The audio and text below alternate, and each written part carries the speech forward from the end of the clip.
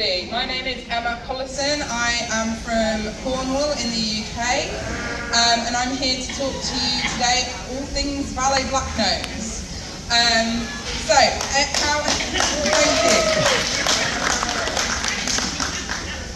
you. So I'm going to do a Q&A at the end, so if you want to write down questions, keep them in your phone. Usually I would just go with the flow, but I think if we can keep all the questions in the end, I really appreciate that, alright? Because I can get easily distracted. So, yeah, my name's Emma. Between me and my partner Stuart, he's over there doing the filming, is the technical manager of Valais Blacknose Sheep. He's sorted out the PowerPoint for us today. We imported sheep into the UK from Switzerland in 2014. We were the first people to bring the Valais Blacknose into the UK. And from there, they have gone all over the world. So, yeah, it's all our fault. I can only apologise. But we fell in love with the breed, and I'm sure everybody's story here is exactly the same. You saw the picture, you fell in love with them, and now you will have Valais Blacknoses. Or don't yet have Valais Blacknoses. Yeah, if you want them, Joy and Martin are here, please speak to them, they will happily sell you some sheep. So yeah, we saw them on TV, on a TV programme in the UK called Country File, and we saw them and we were like, those are the sheep we want. This was about 18 months before we imported the sheep, and we saw them on the television programme. I emailed lots of Swiss people in the worst Swiss German that you've probably ever seen, using Google Translate to try and get anybody to come back to me, and it was impossible. So we're still trying, but we'd kind of given up hope that we were ever going to get them into the UK. And then we were at our local agricultural show, which is very similar to this. It's only a one-day show, but very similar.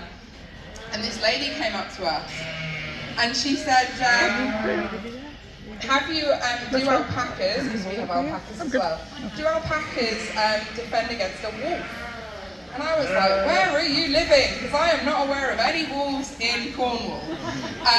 So she said, no, my sister lives in Switzerland and her husband has sheep. And I was like, okay, brilliant. I said, what kind of sheep? And she said, Valais Blacknose. And I did this.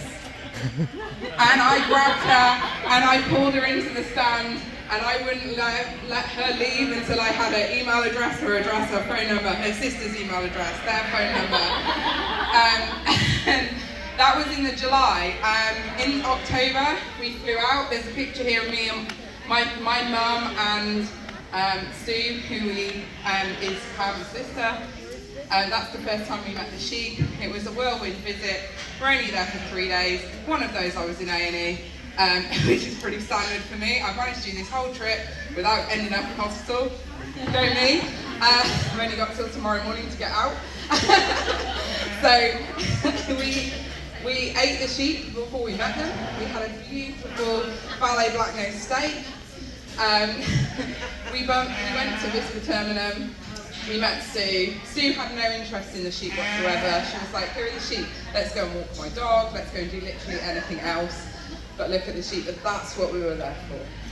So this was the beginning of October. Then I flew back in February, 14th of February, Valentine's Day. We loaded the sheep up onto a lorry, and that's how it all started. So, very random story, I'm sure, but so this is the first time we saw the sheep with my mum. And then this is the first lot of imports that we had. You'll spot some other breeds in there as well. We also have Swarbles and Jacobs, so there will be some pictures of them randomly in the background. It's not my fault, they just get in the camera. So you'll see the state of the sheep in this first pic or this second picture. Because we didn't know we really needed to shear them twice a year. We hadn't really got into the routine of shearing them when we needed to shear them. It takes time, you have to learn by making mistakes. So the Swiss connection. This shirt, by the way, which I'm going to take off in a minute because it's really hot in here. This shirt was gifted to me by the shepherds, some of the ones in this picture.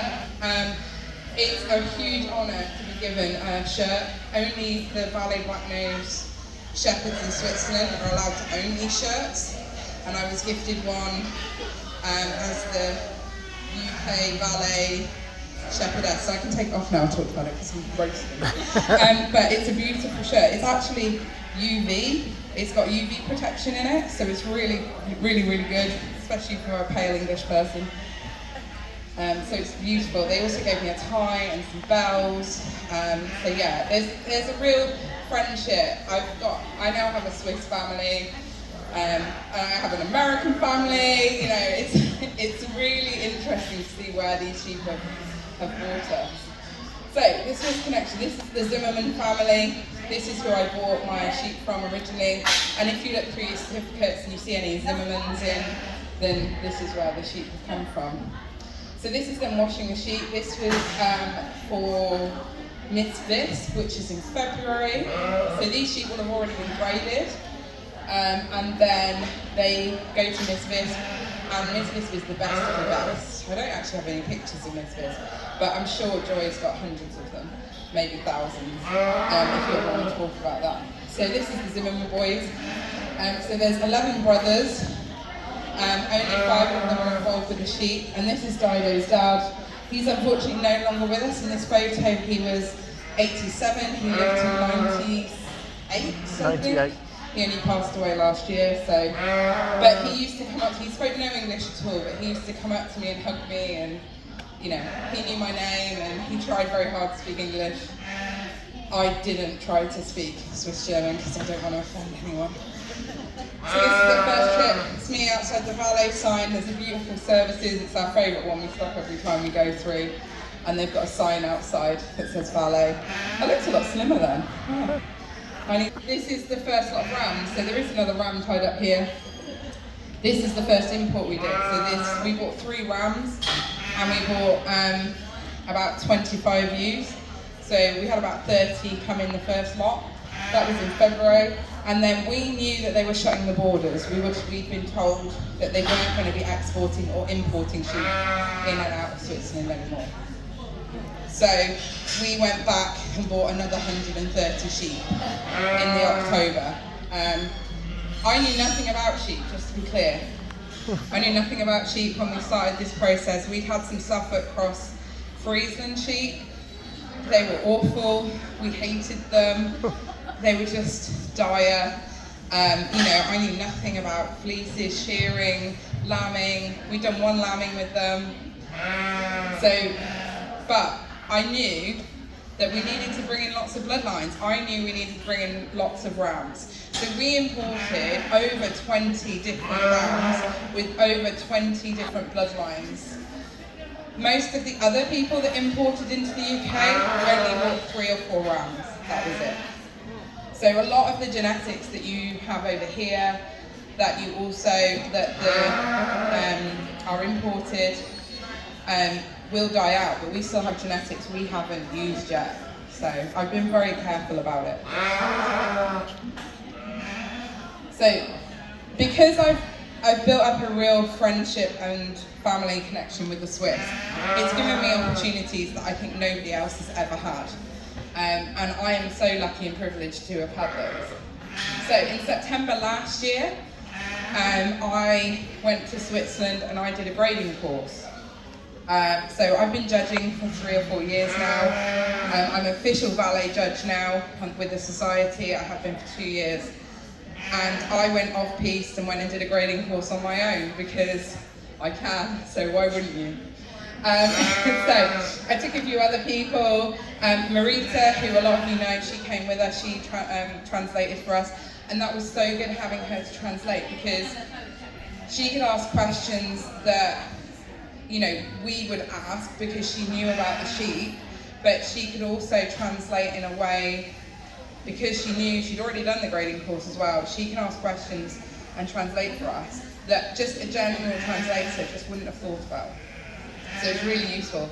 So in the photos here, this is me, well I'm not, but I'm stood here. This is us grading the sheep in Switzerland. I will talk a bit more about that in a bit.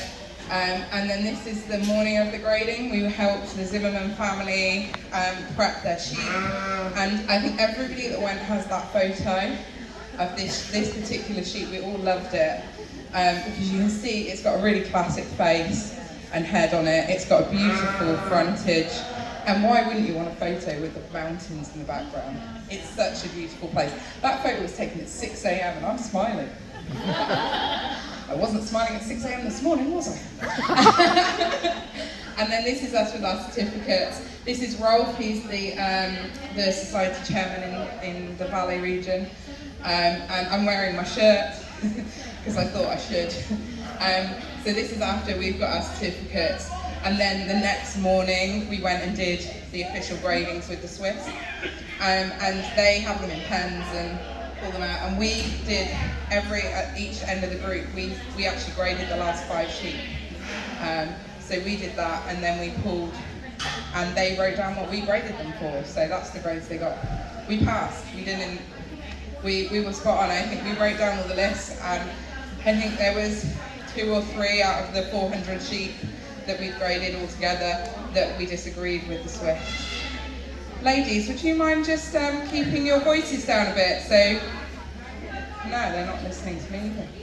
And then this is the washing process. So we wash and shear the Valais Blacknoses. So when we're washing them, they go into a tank. They get washed. They then are on the grass for the afternoon or for the morning. We then have lunch, which lasts about 2 hours because there's lots of beer and that's nice. And then we have beer and then we shear sheep.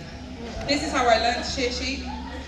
I was given the electric shears. Here you go, off you go, Grandma. And I was like, I've never sheared a sheep in my life. They were like, get on with it. Okay, so that's how I learned to shear sheep. I did 200 in one day.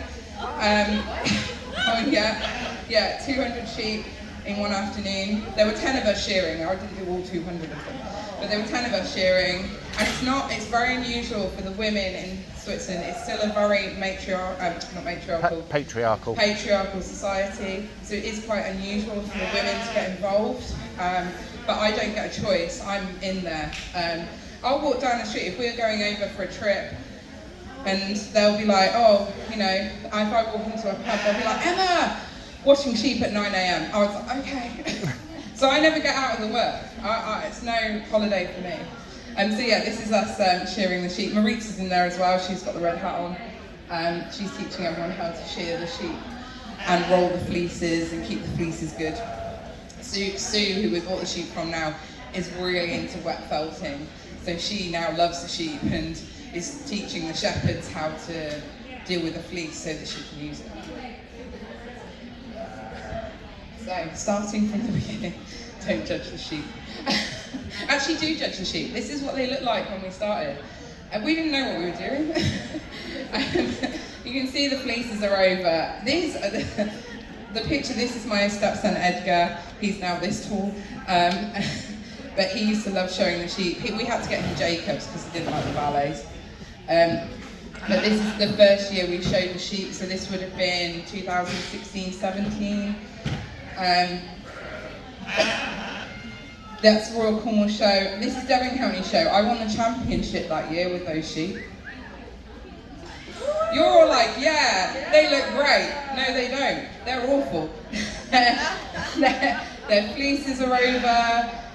They're really scraggly down the bottom. If anyone wants to look at the pictures again later, you're more than welcome to.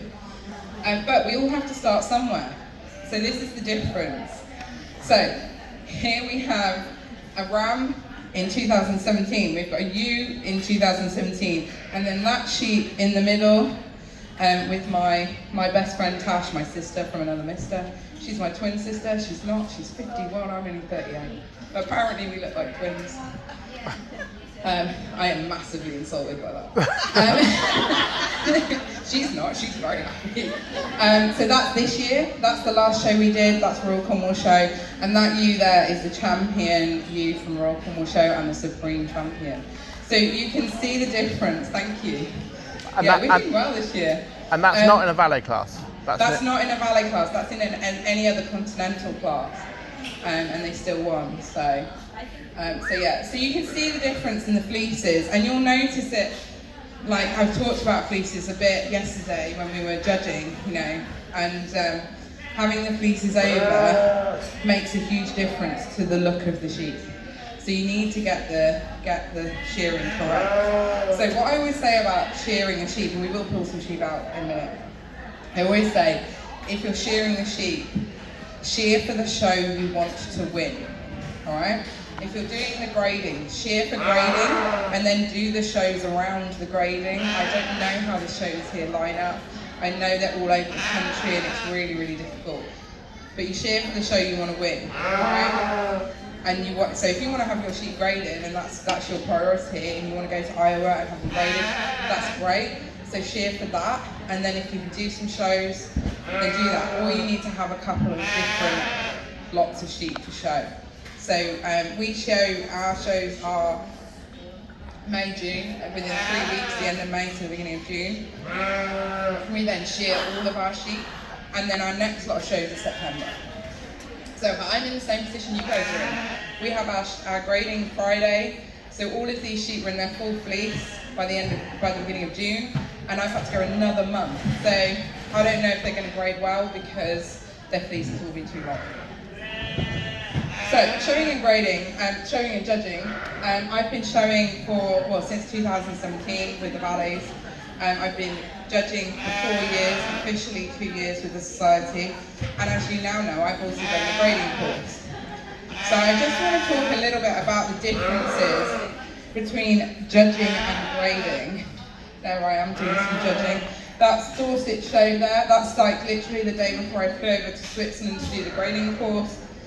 And I judged the show, and then that's Carmetal show, which is a beautiful one-day show up in the Lake District. It's a really lovely show. It has over 90 entries of Valais every year. It's an incredible show. It's one of the biggest classes of Valais on a one-day show. And as you can see, it was a tad wet. So when you're judging a sheep, a lot of you will have watched me judge yesterday, but you were so in the zone you probably weren't paying any attention to what I was doing. So when you judge a sheep, you're comparing it to the other sheep in that class. So you're looking for the breed standard, you're looking at the wool, you're looking at conformation, you're looking at the fleece, the overall look of the sheep. I want to see the bold markings. In the UK, when we're putting sheep forward for the interbreed, as we call it, but what do you call it, the bit that we did yesterday? The Supreme. So when you're putting a sheep forward for the Supreme, you're looking for a sheep that is going to stand out, be photo perfect for that breed, and also is going to go up against all the other breeds in the show. So that's what you're looking for when you're judging the Valais, or judging any sheep, to be fair. Grading is very different. Grading is much quicker. So if I pull that sheep out of that pen, if someone was holding it, I'd check its teeth, I'd flick its fleece, I'd let you walk it, let it walk off, and I would give you the numbers and they'd be written down. It's that quick. Boom, boom, boom, boom. We graded 450 sheep in 3 hours in Switzerland. So that was 3 sets of graders. So three lots of Swiss graders, two in a team, and then we were behind, trying very hard not to get in the way and offend anyone. Trying to understand what was going on, not speaking any of the language. It's much easier here. It's been the odd word that's been a bit confusing, but we're managing. But yeah, in Switzerland it's just so different. And that's something that I think is really important you need to understand. That you're judging the sheep, you're looking at the sheep against other sheep. So you want to pick your first. The other thing I wanted to mention, it's something that Richard Jacobson, the other judge, said to me yesterday, that I'm not sure any of you are aware of. We were judging you before you walked into that ring. As soon as I catch the Valais walking in, I'm judging. And a lot of judges will run in the UK would have made you let go of the sheep and run them around the pen. I didn't do that because I didn't need to, because I watched every one of those sheep walk into the pen, walk into the catch pens at the end.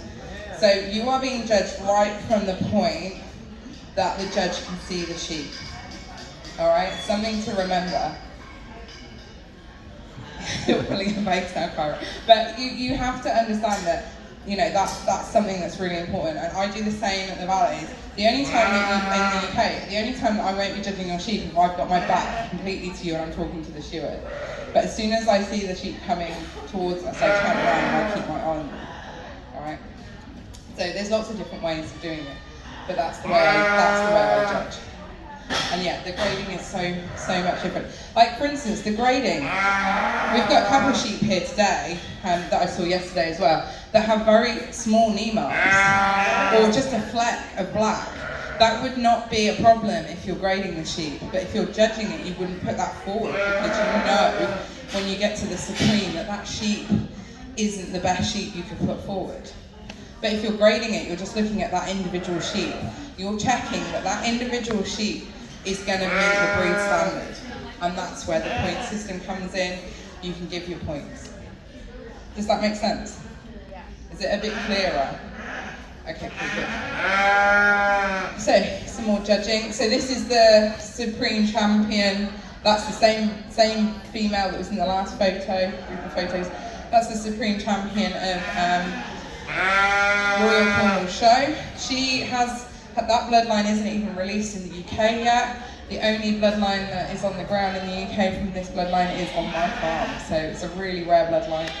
It's really good. And then this is me judging at the Scottish Club last year in Edinburgh. I went all the way up to Edinburgh and I judged. See, I judge in a dress all the time. Not in that one again though. Every time I bent down, I flashed everybody. The guys loved it, but it didn't look great. So I won't be wearing that one again. But it's a nice dress. And those are my Supremes for that show. These are some more pictures of us at Royal Cornwall Show. I took this picture and I put it in because I think it's a great example of a head. It doesn't have the full fleece like you've seen in the one with me stood in Switzerland with the sheep, where the fleece is right down over the nose. But she has a really nice little head. She's got a nice look about her. Her horns are really nice and even. She's a good sheep.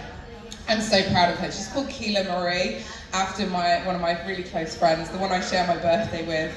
That sheep's never leaving the farm. She's so beautiful. Oh, and that's her again. Yeah, there's a lot of Keela Marie. We'll move on. So, how do you know if you've got a good sheep or a bad sheep? You've never got a bad sheep, okay? There's no such thing as a bad sheep. If it's not got the correct markings, that's fine. It can produce the most amazing offspring. I have a ram that has hardly any knee marks at all. He's got one knee out of 4. But his conformation's really good. He's nice and square. He's got a good fleece. He stands really strong. It's a really good look. But he's not got markings. But I've used him this year, and his lambs, he's produced spot on markings. I think out of 15 lambs he's produced, 2 of them don't have markings. That's pretty good odds. So it doesn't, and the ewes especially, it doesn't matter if they're not so good marked. They can produce, if you put across the right ram, you can produce some nice sheep. It's mismarking is also something, and I know Joy's asked me to talk a little bit about spitties. So the difference between a spitty and a mismarked sheep. So a spitty is a black Valais Blacknose that has white spots. A mismarked sheep is a white Valais Blacknose with lots of extra black spots. Does that make sense? Okay, cool. So yeah, so you need to make sure that if you've got mismarked ewes, you're getting a really strong marked ram, because you then can put that markings into it. It's all about genetics, and any of you that want to do more research into genetics, it's fascinating, it boggles my brain, so it's not really my thing. But you can see this ewe here, we've got at the back. This is one of the ones we first showed. It's a zoomed in picture from one of the earlier pictures. The fleece is awful on her. She's well over. She needed definitely an extra bath.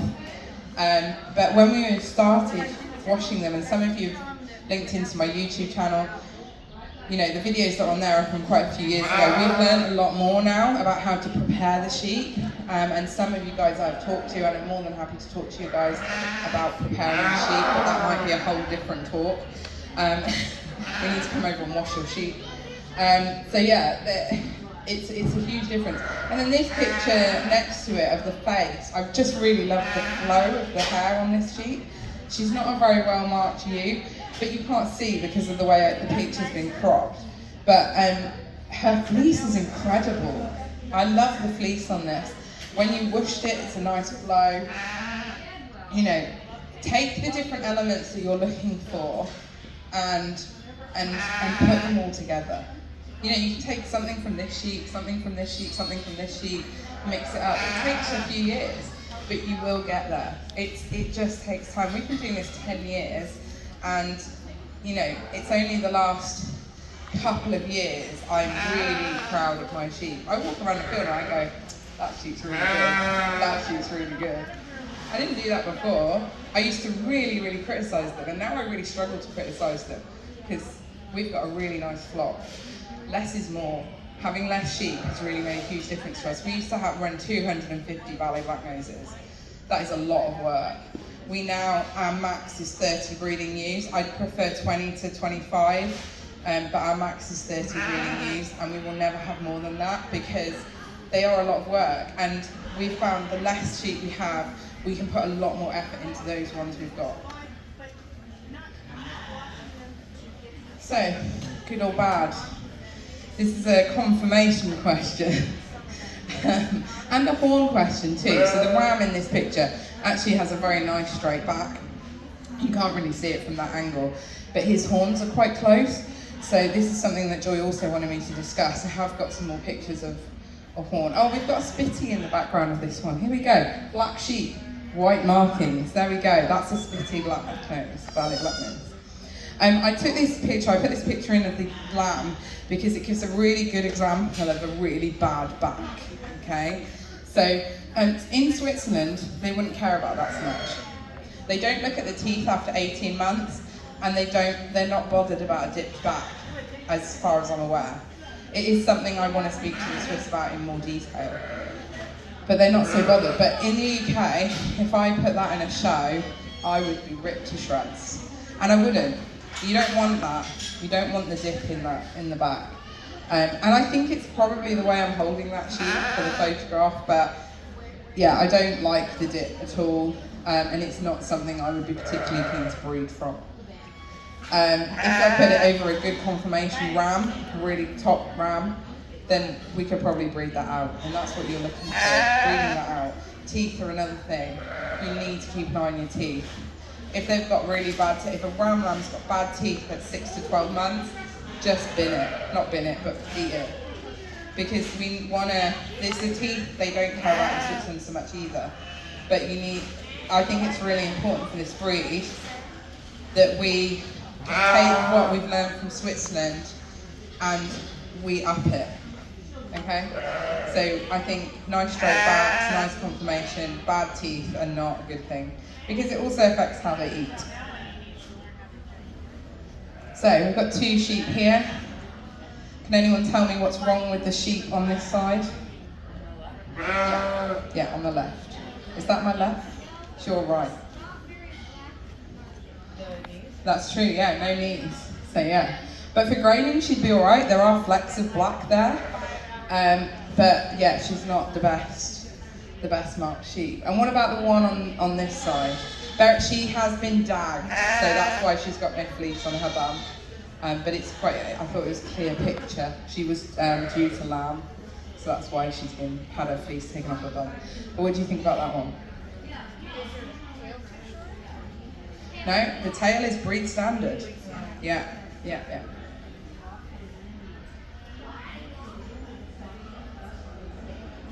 No, there's nothing wrong with that sheep. She's well marked. She's got 2 black knees.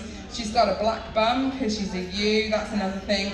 If you get a ram, with a black bum, just castrate it. We don't want that coming through.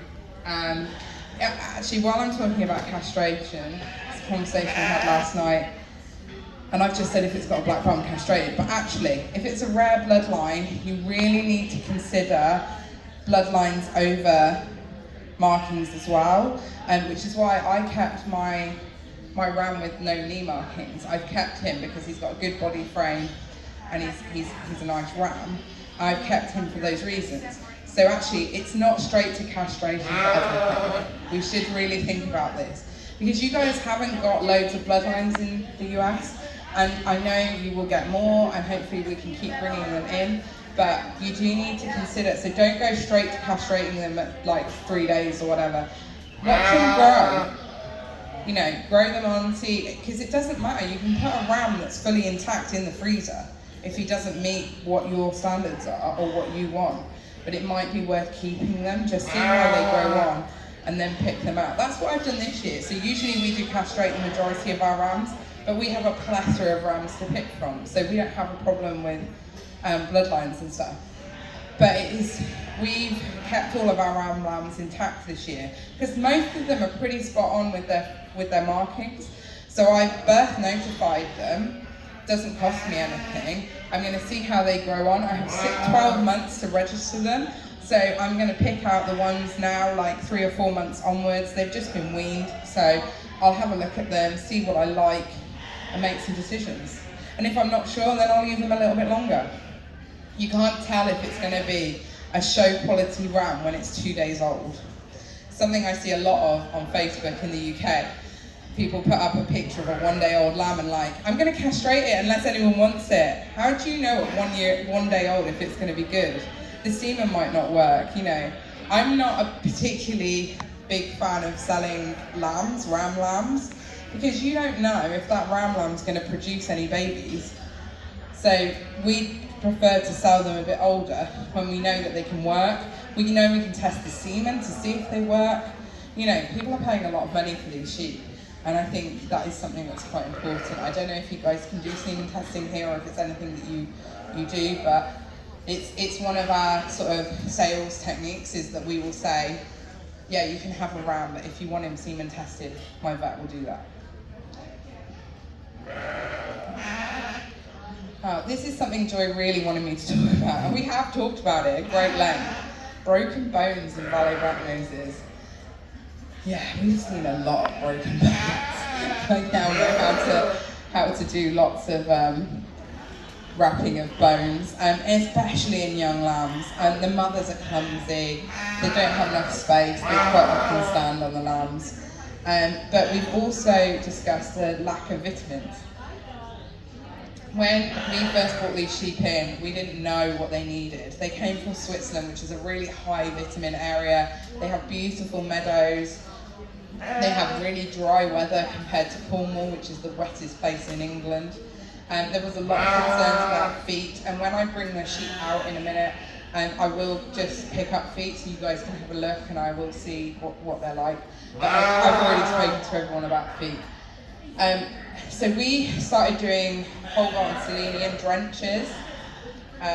So oral drenches every month. We were giving an oral drench to all of the sheep to try and get their vitamins up. And then I discovered boluses, which is a tablet. It's about that big. It's not pleasant trying to put it in a sheep's mouth, but they are so good. And they're quick, slow release, so they last 6 months. You only have to do it twice a month, which is much easier than twice a year, which is much easier than having to get them all in and give them a drench every month. And since we have been using the drenches for probably about 3 or 4 years now, and the boluses, we have not seen any broken bones. Touch wood. We've seen a huge increase in milk production. We've seen good quality fleeces in the sheep.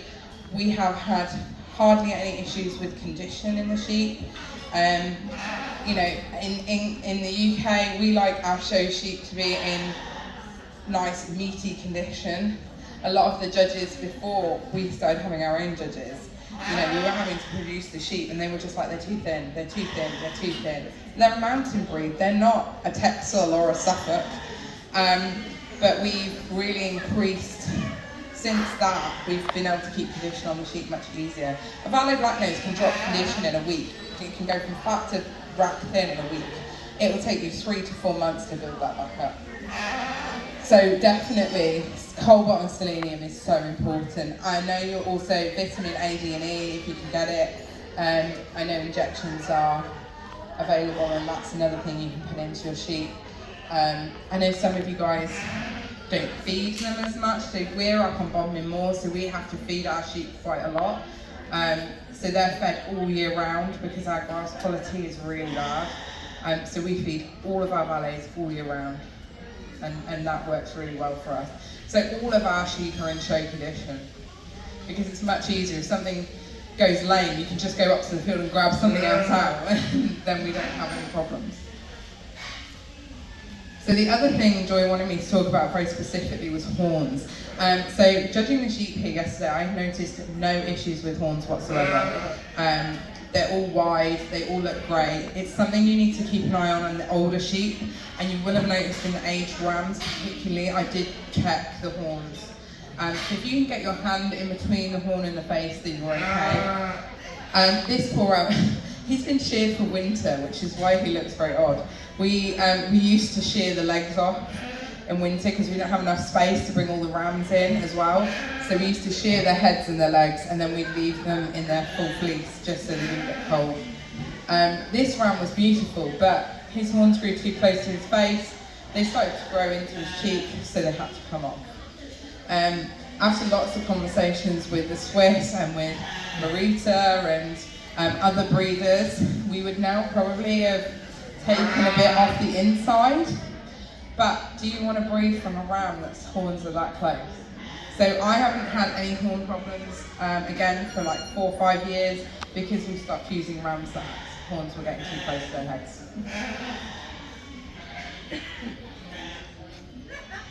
Right, I've got questions and answers, but maybe I should get some of the sheep out so I can just quickly run through the bits and pieces on that. They enter lots of sheep into these shows so that they can keep these classes going. It's a lot of work. That's what we used to do. We used to take 20 sheep to a show to keep, which is why the sheep in the first lot of photos are so bad.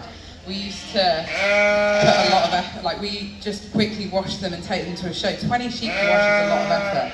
So you have to get the fleeces right, and Joy and Martin know this already. So the fleeces on this one, and please, if you want to come up and have a look, please do, because feeling and feeling is really important. So the fleece on this one is just starting to go over, and this is spring lamb. And if any of you want to come and have a feel, because this one is not in show condition. So if you feel here, back on the hips, if you can feel the hips, then they need more condition on. This one is in show condition, so have a compare. Pop your hands on them so you can see the difference. And when we shear this sheep, it probably won't look like it's not in condition. It's probably in really good condition underneath. When you've got sheep that have so much fleece on them, you could go 4 months, 3 months without knowing. You can have a real problem with these sheep and not even know it until you shear them. They're not so obvious as other breeds, so it's really important. So the fleece on this one, slightly chubbier sheep, as well over. So this is what I was saying about shearing for the show. So you need to shear for the show you want to win, all right? So if you guys want to go and get your sheep graded at Iowa, I know you're too late now, really. You've only got 3 months, but 3 months worth of fleece will give you a good chance. You can see the fleece quality on the sheep. But for a show, you need approximately 5 to 6 months worth of growth. So what we do is we shear for our shows at the beginning. We aim for 5 months for the shows we want to win, and then our fleeces will last a month either side so that we are able to show them. The other thing you're looking at is teeth. All the teeth I thought were really good on these sheep actually. So you can see the teeth meet the gum. So when you run your fingers over them, it should be nice and smooth, okay? And a lamb like this, I would expect it to be smooth, which these ones are. Around the face, you want black up to the ears. You want to make sure that they have black around the eyes and nice black noses. No splits here. We don't want panda sheep. We're talking Valais, not pandas. So it's really important to have that. And then you want to make sure they've got lots of nice fluff around their faces. The more black they've got on their face, if you can swoop it up, that gives them a real Swiss look. Okay? We've got good markings on this one, nice strong markings. There's an extra spot there. So if we were grading that, it would lose a point. But apart from that, it's a nice sheep. And I wanted to show you these two because they're a good comparison for the condition of the sheep. Okay. So this one's nice too. Needs a bit more fleece on its legs. are these pures or? No, they're both percentages. These are both percentages, so they're not purebreds. But to be honest, I was finding it very difficult yesterday to figure out which was which. You're really getting very good with the percentages. And I think if you were showing in the future 2 or 3 years down the line, it will be very hard to tell the differences. And I think the F3s, 4s and 5s will be giving the purebreds a good run for their money. So yeah, so a little bit more fleece on the legs on this one. So you just get a ram that's got a bit more fleece on it, on the legs, and put it over the sheep.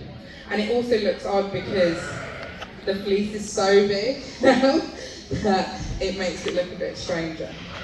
Okay, cool, guys, thank you. You can put those ones back. And then if I can have the champion ewe and the champion ram out, that would be amazing.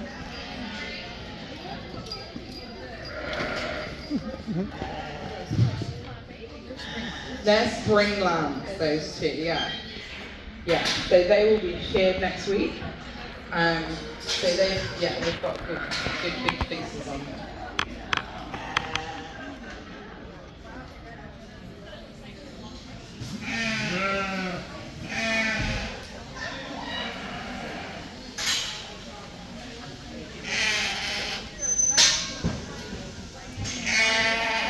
Okay, alright, you can hold them so they're like facing this way, so people have to look back to me. That's great, thanks for that.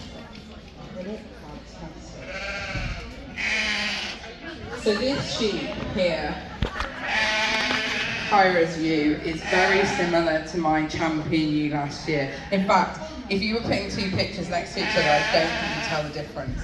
They're very similar. So you can see how straight her back is. And when I get right into the fleece, there's no dip there at all. She's in fantastic condition. She's got nice markings on the back. There's no extra spots. She's got a nice black bottom. And the same at the front. And I like the way, if you want to stand up and get involved with these sheep, please do come and have a feel of them. And she's got a nice look on the front as well. Really classic Valais Blacknose look. I just love the front, the way the fleece crinkles. It looks so good. She's got good teeth. She's got nice straight bones, straight horns. Put your teeth in, Emma. She's got enough fleece covering her face. She just looks great. Her fleece is just starting to go over, but I suspect that when you arrived Thursday, Friday, she was on it, and now it's just starting to turn. Because when you wash them, their fleeces do change. So we've started washing our sheep. We'll do the initial wash and clean them up, and then the day before the show, we'll just dip them in warm water, and that's it. We literally dunk the whole sheep in warm water, pull them out, and that's it. So I like to see them wet. They look so good wet. The fleece on this sheep is incredible. You can open it at any point and see the locks coming down. She's got nice even locks. She's got a good crimp. She's, any way you open her fleece, it's all even and the same. She's a beautiful sheep. And she got pulled as the reserve champion yesterday in the overall supreme. And I was saying to Kyra that this is unusual in the UK. If I've only ever seen a Valais Blacknose win the interbreed once. Usually we get ditched out in the first round. But she followed all my advice, and that worked. That judge loved this sheep, and I think he was a little bit gutted that Colombian was in the pen, because I think she'd have won hands down. And it was really strange for me teaching a veteran how to judge a sheep, because he's got so many years of experience, and he judges all different breeds, and I only judge 3 breeds in the UK, but yeah, he was just in awe of the Valais, and I think if you guys need a decent valet judge that's in the US, he will be very happy to oblige over and over again. So I want to talk about, she's just beautiful. And then you look at this ram. So she's a purebred, yeah? Do you want to bring this one forward, Vanessa? Thank you. So this isn't a purebred. He's an F4, an F3, wow. He's an F3. So when Vanessa's got him stood straight, yes. Come on. Come on. He wants that. Yeah, he wants that you. There's been a couple of shows where we've had issues with the rams, and I've nearly ended up with some babies 5 months later. We do parades in the UK. Do you ever do that here, where we have to parade all the sheep? The champions all have to go in a parade up to the main ring. Yeah, terrible idea. Terrible idea. Especially when you've got rams and ewes and lots of different breeds. I nearly ended up with a Warble Valais mix and a Suffolk Valais mix at Devon County. So this ram's got a perfectly straight back. Conformation's fantastic. He's missing a little bit of a mark on the back, but he was by far the best sheep in the Valais this year as a ram. And that's why I picked him. So I did explain when we were doing it, the lambs that we had in that group, in the champion group of lineup of males, are also fantastic. They're brilliant, and it was a really hard choice. But when you're putting sheep into a supreme champion up against other breeds, you have to pick the sheep that you think is going to go up against the other breeds the best. And I just knew he would. He hasn't got enough fleece on him for what I'd like to see for showing. However, he's got enough fleece on him that you can see the quality. And if you look at these two sheep stood next to each other, you can see they both have very similar fleeces. So this fleece here is very similar. And it's, don't take the table and the TV out. Good boy, he's been great, They're fed up, they've had enough. You can see the fleece on this one, very similar to the other one. That it's really even, a nice crimp. He looks good. He's got a good overall fleece. And something that we've talked about, the horns. You can fit your hands between, no issues there. Do you want to just turn him so that everyone can see straight on?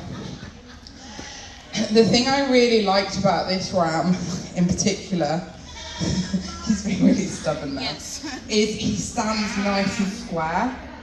He's got a really bold, strong look. If I saw him in a field full of sheep, I would probably pick him out instantly. And that's what I really liked about him.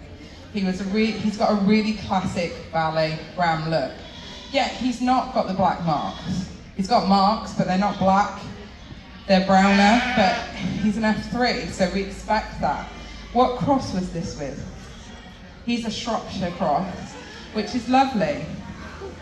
You know, and I think if you take him to a show in the UK, you probably wouldn't know if he wasn't a Valais. But he's really nice, and you should be really proud of both these sheep. All of you should be really proud of what you entered. There's some really lovely examples of sheep in here. Right, do you guys want to put them back, because they're really fed up now? Has anyone got any questions? Go on. When you say the fleece is over, what do you mean by over? So it's starting to mat, the fleeces are starting to mat, and then as they mat, they get worse in condition. They look floofy. Floofy is a really technical word I love to use. and if they've gone too big, they go really fluffy, and a lot of people brush them, and they're not supposed to be brushed. They should be shown naturally. So that's what I said about the dipping in warm water. You literally dip them in, you take them out, you let them drip dry, and then their fleeces drip down. If you fiddle with the fleeces too much, they get that floofy look that we had in those lambs. And I mean, how old are those lambs, Joy? They were actually fall born, so late November, December. So yeah. So once you hit 6 months with these sheep, you've got to shear them. You've really got to shear them, because the more the fleeces go over, the more they look matted. and 2 floofy. Yeah. And you can see that in those lambs that I pulled out. You know, the fleece isn't even. It's not even look between the body and the legs. And it makes the legs look really skinny because the fleece is too big. Any other questions? Do you ever shear 3 times a year? I've been reading about that lately. So yeah, I do. So what I do is I show my show sheep for showing. So if I've sheared, say, in October, I've just gone through and sheared everything, and then I need to shear for my May shows, I'll need to shear again end of December, beginning of January, I would clip them again. And I clip my lambs generally, if I'm not showing them, I will clip them before we get to April. I like to shear everything off by April. Then it gives me 2 weeks. I can put the fly treatment on, and then we can usually make it through the summer without too many fly issues. Any other questions? I'll come to you in a sec, Hadassah. What's the typical staple length? So we want a minimum of 10 centimetres for show sheep. Yeah. They can go up to 30 centimetres of fleece a year, which is why they have to be shorn twice a year. So in Switzerland it's very easy because they have shows in February, they have shows in September. So all of their grading is done in September for the ewes and the lambs, and then everything that gets maximum points drops 1 point, then goes to Miss Vis and is shown at Miss Vis. So everything else gets sheared in September, and then you keep your fleeces good for February, so they get sheared September, then Miss Vis is in February. The ram show is then in March, about 3 weeks after Miss Vis, and that's when all the rams are graded. Because they're not working in March. So that's when they get graded, and then they get sheared as well. So most of the shearing in Switzerland happens February and September. But we don't have shows like that in the UK. Our show season runs from the beginning of May all the way through to mid-September. We also have our gradings that run from May all the way through to September. And it's like the same for you guys. You're travelling all over the country, we do the same. In Switzerland, they have 1 canton. The furthest they're going to have to go is like 40 minutes down the road for the graders. They do it all in the villages, so they don't have to travel their sheep very far. Hadassah, coming to you next. So, like, if you had a show that was in 2 months, you knew that your fleece wasn't great. Is there a way to, like, not completely shear them, but just like trim them so that then you still would have a long enough staple in like a month? Yeah, so Richard asked me this question yesterday. Do you trim your sheep so they haven't taken the full fleece off? No, because it won't work. No, they'll be so matted underneath, and I have tried it. And that is something Marisa tried last year. I had a ewe lamb that was over like these lambs are, and she was like, well, we'll just clip it and it'll be fine. And I was like, okay, you go ahead. But I'd already done it before, so I knew it probably wasn't going to work. And then, yeah, they just mat more, and they don't look great. So you have a choice. If you haven't organised, because it's difficult. You guys are all new into it. You know, you're just starting out. Don't be afraid to just put the sheep in, but be aware that you might not get the marks that you want. Put it in, but don't be disappointed if it doesn't do well. I think it's probably the best way to go. If you already know that your sheep's fleece is going to be over, then you know that it's maybe not going to be amazing, and you're maybe not going to get the grades that you want if you have it graded, or if you have it judged. But then you'll know for next year. You know, I mean, our shows are really set, so we have a nice routine now. When I first started, our fleeces were all over the place. And it does take time to get it into routine. And I mean, like 7 years ago, our fleeces were like that. 5 years ago, our fleeces were like, and actually, to be honest, it wasn't until we hit COVID, and we actually had time, because we couldn't do anything else, but we put the time into making sure the fleeces were right. We knew when the shows were coming up, so we had 2 years with no shows. So then by 2022, we were ready and we were on it. So yeah, last year, so I haven't done a show in the last 2 years where I haven't hit at least a reserve Supreme champion. But it takes time and organisation and staff. Yeah. Any other questions? Teresa. Can you talk a little bit about the hoof trimmings you talked about? Yeah, sure. Have you trimmed your feet? You have? Okay, cool. So what I'll do is I'll try and get some photos for Joy and send them. She can maybe do a, I don't know, a newsletter or something about hoof trimming. I'll put something together for you guys. But yeah, so hoof trimming. We don't trim the sheep's feet unless they're going to a show because we like them to look tidy, they need to walk well. But we've stopped trimming now. We use a foot vax, which is a vaccination, which has really worked for us because Cornwall's really wet. I only started doing it like 2 years ago, so we're only in the beginnings of the cycle. It's a vaccine you give every 6 months.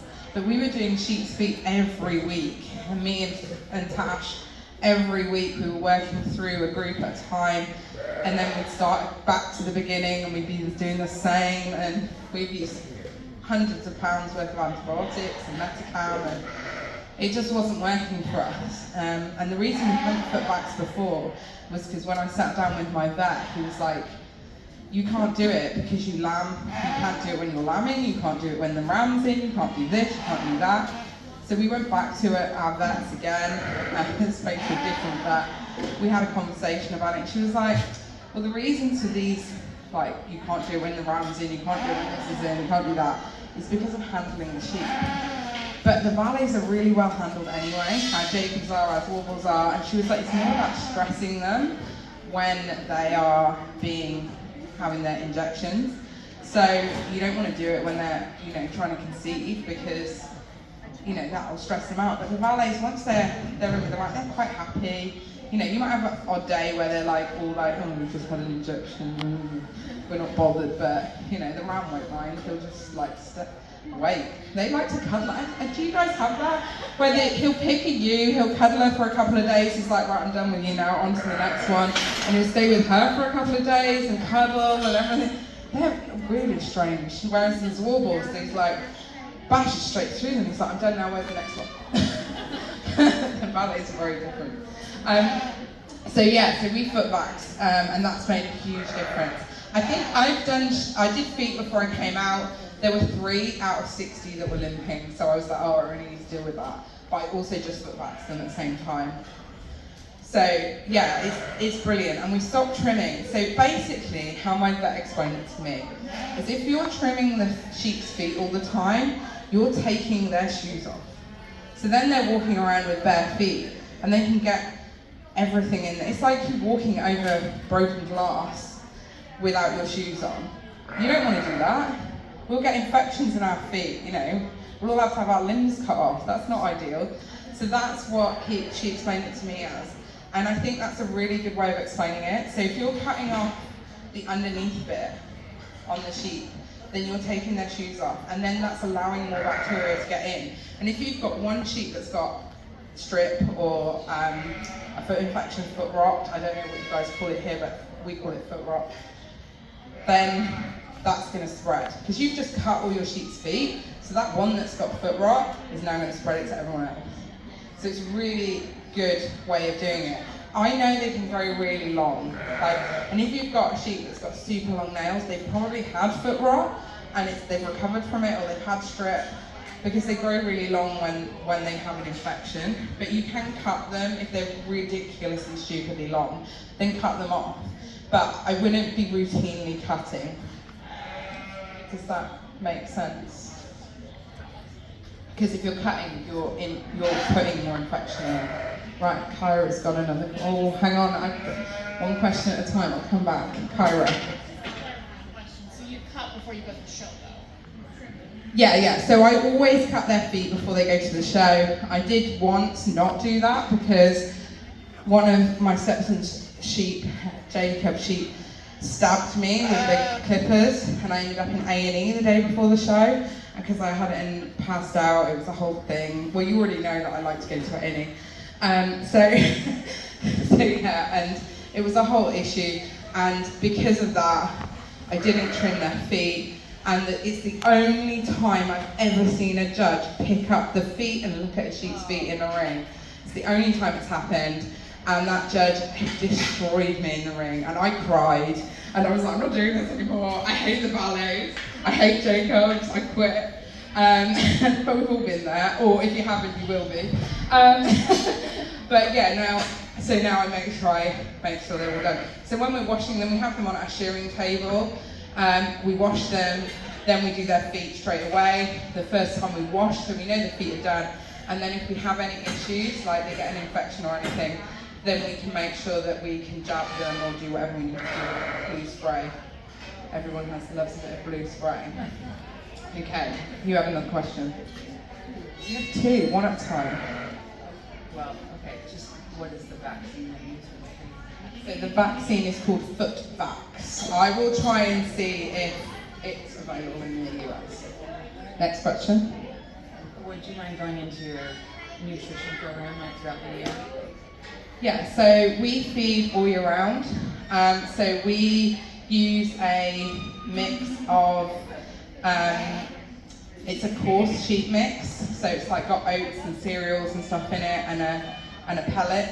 We then use lamb finisher. I never use U-nuts because as amazing as my staff are, I have 10 members of staff, half of them are teenagers, and the instructions are trying to get them to feed the right feed. We don't use U-nuts because it can affect the rams. U-nuts is like a high protein nut for ewes that are being bred. So it has high protein in it, and it produces more milk. That's why we use it in the UK. But we don't. We use a lamb finisher because everything can eat that. And then we use a soaked sugar beet as well, and we mix it all together, and that's what we feed all year round.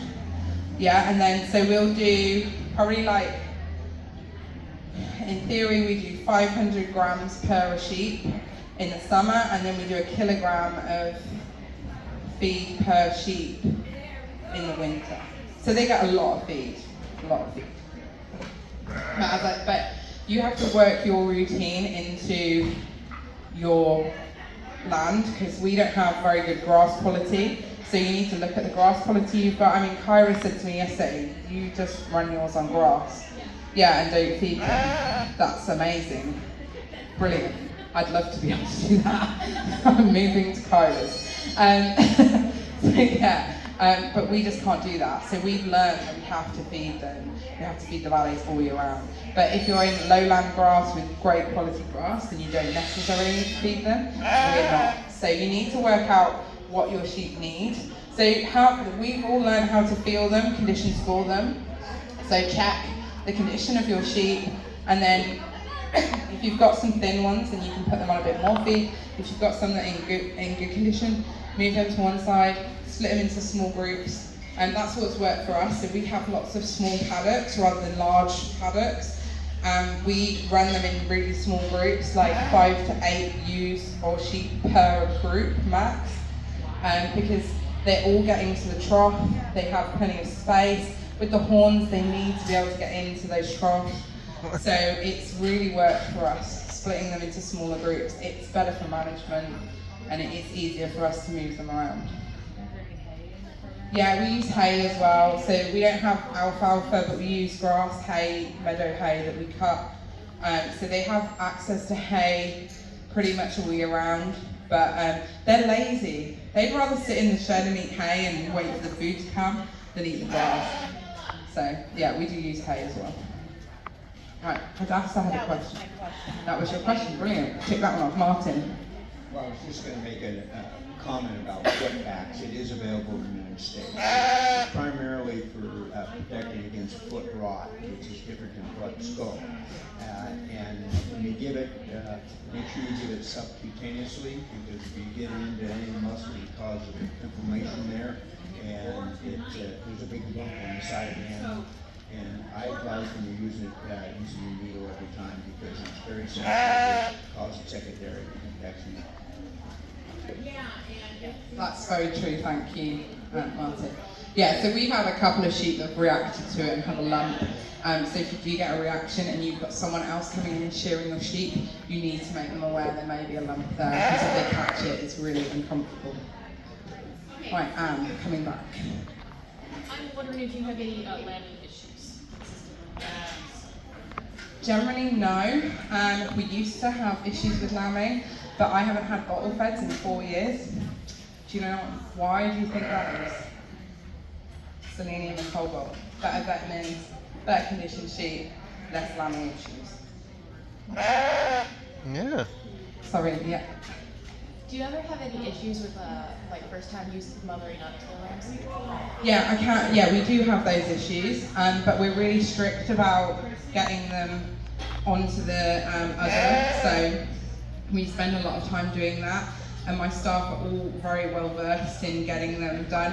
If they lamb late at night, then we will milk off and bottle feed, just to make sure the lambs have got the colostrum, especially the first timer. I don't know if any of you have noticed that when you have a first time lamb, they do this all the time. It's like, stand still, you've got a lamb, what are you doing? Oh, I'm busy now. So what I've learned how to do a technique, I'll show some video of this, but so we have a barn with concrete walls in it, so our lambing pens go all the way up against the wall. So I'll put my legs like this, I'll pin the ewe to the wall, so I have her horns on one leg, because she can't turn around. I have her bum on my other leg, and then I've got access 2 hands to get the lambs in under the udder. So I just keep encouraging the lamb. It takes probably about 2 days before I can get there, and then we slowly work our way away. So we'll start like this, and then I'll just stand, and then I'll do this, and then I'll do this, and then as they get more used to the lamb on the ewe, then I can move further away. Sometimes I just have to hold the ewe still with the horn. It depends on the sheep, but some of them can be really scatty when they're first timers. So yeah, so you just kind of work your way across and hope for the best. But yeah, it takes 2 to 3 days, I reckon, before they're happy and secure. Trimming And beforehand. we shear all of our sheep before lambing. We do a full clean shear because it's so much easier for the lambs to get to the fleece. You also have less issues with watery mouth, which is an E. coli, because if they're sucking on the fleece by accident, then that's where we get infections from, and you're more likely to lose the lambs. Someone else had a question, yeah. At what age do you start them on the bonuses? So you can start them as lambs. There are lamb ones as well. We've just been doing the adults up until now, but when I go back, I'm going to start the lambs on boluses as well. It's a smaller bolus. Yeah, it's a much smaller bolus. So the adult ones are probably about this big. The lamb ones are much smaller, but you need a secondary device. So that's the next step for us. We've worked, because I like to do things in stages, do it, see if it works, but you can't just do it 1 month and go, well, that's worked, and so it takes a lot of time. So we've been doing boluses, for like 2-3 years, along with the footbacks, and now I'm like, right, that's worked, let's now get the lambs on it. And I think it would make a huge improvement with the lambs. There's something I noticed quite a lot in the sheep that we've got here yesterday, is we've got quite a lot of turnout in the front legs. And I think just straightening that up with a few vitamins. I'm very aware, I'm talking a lot about selenium, and it's been made very clear to me that you guys really struggle to get selenium here in the US. So I'm gonna see what I can do, figure out if there's a way between me and Joy and Martin. We will see if we can find a way of getting selenium or find someone that produces selenium in the US that we can get it more to the sheep. All right, Martin? I can answer a little bit of that question. There's BOSI and MUSI, there are vaccinations. You get them from a licensed veterinarian. Don't get the mule seed. It's twice as powerful to kill your sheep. Pretty bad. Selenium is toxic. Other methods is just having the trace mineralized salt. We use the trace mineralized salt. It's 90 parts per million. A lot of it is a lot lower than that. But we're here in Oregon where we're naturally low levels of selenium. And if you're using any sulfur fertilization, you're going to have a selenium deficiency because the plant cannot differentiate by taking up selenium and sulfur. And you'll get increased growth rate with the sulfur, but it dilutes this one in there quite a bit. Thank you, Martin. Have we got any further questions? Yeah, cool. Roughly how heavy is a fleece? Like a good Joy, how heavy is a fleece? I don't know, I don't weigh mine. So. That can be anywhere from skirted weights of 3 pounds to 6 pounds. So when you take the fleece off raw, you can anticipate anywhere from 5 pounds upwards to 7. 5 to 7 pounds. And again, this is totally dependent on how long you have it, and even there's an environmental factors that, you know, the time of year where you're increasing fleece in late summer, early fall, as opposed to your spring fleece, which is So that was 5 to 7 pounds unskirted. And I pointed that towards Joy because Joy does some amazing, incredible things with her fleeces. In fact, everybody that's here does some amazing things with their fleeces. I'm going to hold my hands up and say they go on the compost heap. The majority of our fleeces get binned. Or we give them to schools for education, or there's a guy that's been buying it for his yurt to use as insulation. I have been quite inspired here. I need to spend some time doing some actual work with my fleeces. So yeah, I know you're all shocked, but we just don't have any fleece production in the UK. We sell to something called the Wool Board, and we used to sell to the Wool Board, and we'd get, like, out of 2 van loads of fleece, I'd get about 90 pence. So it's not worth it. I can't even buy a coffee for 90 pence, let alone the fuel to get to our drop-off point. So yeah, I've been really inspired. Both me and Stuart have said we really need to do something with our fleeces. So yeah, I'm on it, and Joy will make sure I stay on it. You guys use the mineral tubs, like the molasses mineral tubs overseas? Yeah, so we have a variation of lick buckets, we call them. So we have one that's called Feeds and Fertility, which we can put in during the production period where we have the lambs in. And then we have one that's a twin lamb lick bucket, which we tend to put in with the ewes. I've kind of gone off using lick buckets just because you don't know that all of the sheep are getting the lick bucket. And because we have so much rain in the UK, I did buy some lick buckets over winter. And we have so much rain, I think the majority of them just went on the ground in water. So I'm not the biggest fan. I need to find a way of using lick buckets that is conducive to the huge amount of rain we have in the UK. But if we have sheep indoors, then we probably put the lick buckets in. We also use salt. We use the salt blocks. That's something we've just started doing, and that seems to be working. They seem to really like those. So that's something else we've been experimenting with. But the boluses pretty much cover everything we need, which is why we're going to then start doing the lambs.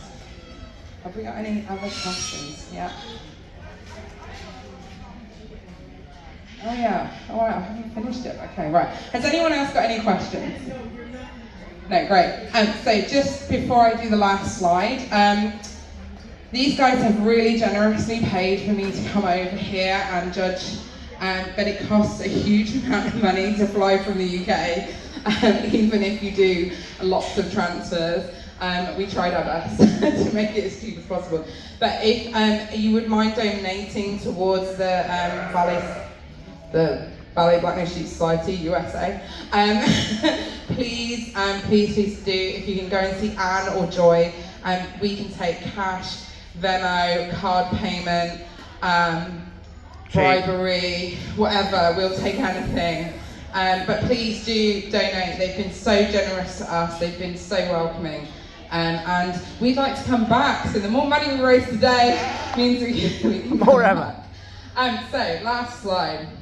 Thank you everyone for listening to me. I do blubber on quite a lot. I just want to say, I can't look at that photo, but I wouldn't be here.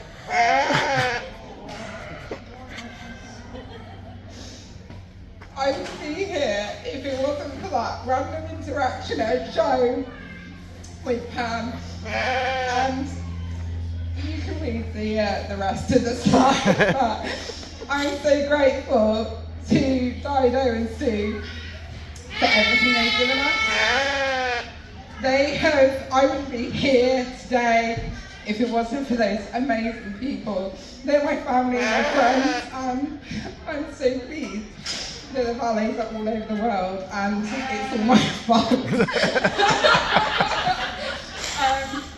But yeah, I just want to say I'm so grateful to them for all the opportunities that these sheep have given me, and I'm sure Joy will agree that she probably feels the same. And I knew I'd cry when I saw that photo, but yeah, so thank you everyone for listening. I'm going to go rock in a corner now and do a traditional Swiss thing and get a beer. So thank you everyone for listening. If you do have any further questions, find me on Facebook, ask away. I'm always want to help, so yeah, please do get in contact, alright? And I'll be here for the rest of the day. YouTube, TikTok, with videos. Yeah, follow us on TikTok for some really hilarious videos of me dressed as a unicorn. And lots of other things. We are on Facebook, Instagram, TikTok, email, WhatsApp. If you ever need to get in touch, please do. It's alpaca trekking on TikTok. Yes, alpaca trekking on TikTok. It's Emma Collison on Emma YouTube, Collison which on has Instagram. We also have alpaca tracking, and we have a cat cafe too. So yeah, just find me on Facebook, and you can link off to everything else. It's Emma Collison. All right, cool. Thank you, guys.